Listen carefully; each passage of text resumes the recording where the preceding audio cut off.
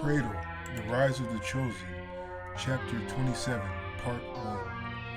They made it out of the insurance office onto the somewhat chilly street.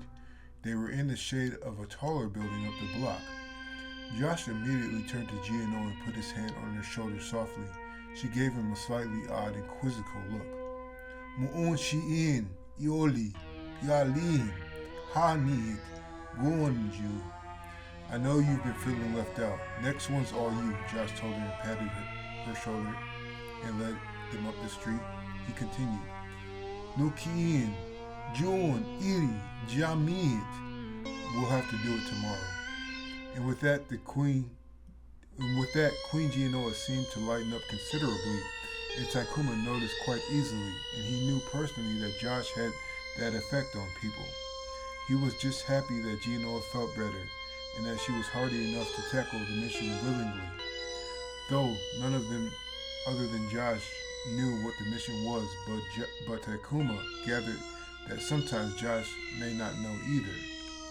They wound up in a tea house and sat in a back corner and enjoyed some chai.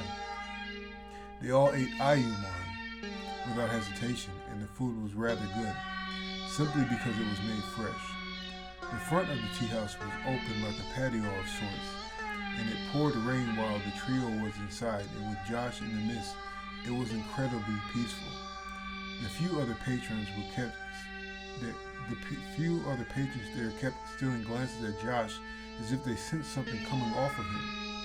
Takuma was just resting as best as he could. He was feeling a bit stressed out lately because of anxiety caused by feeling on the brink so often. After the rain, they left and found a lair that Josh had led them to. He said it was an old place of his. It was an airy loft with exposed HVAC in 2 levels, the top being a bedroom and the bottom being the living room, the dining room, the kitchen, and an adjacent bathroom. Josh let the couple have the bedroom, which was just as well because he disappeared and reappeared a couple times. Me and Job, Iol, Naati, born be.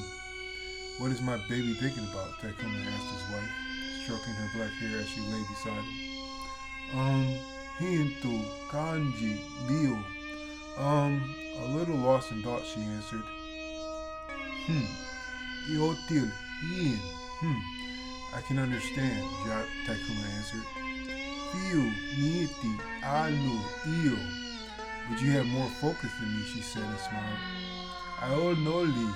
Do I? He asked and scooted closer to her and nuzzled her neck before he kissed her, and a few moments later, neither knew how they fell asleep so quickly.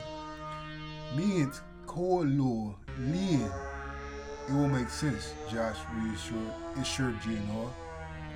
But I don't know what I'm going to do at all, she protested. Josh stopped walking, effectively stopping the whole trio. Jinit, Halu, Tio, Or. This is how you get your powers, dear. Orni, Or. Isn't this what you wanted? Gianoa looked up at the pleasantly cloudy and blue sky and then back down to Josh. She took a deep breath and nodded. Suoli, let's go.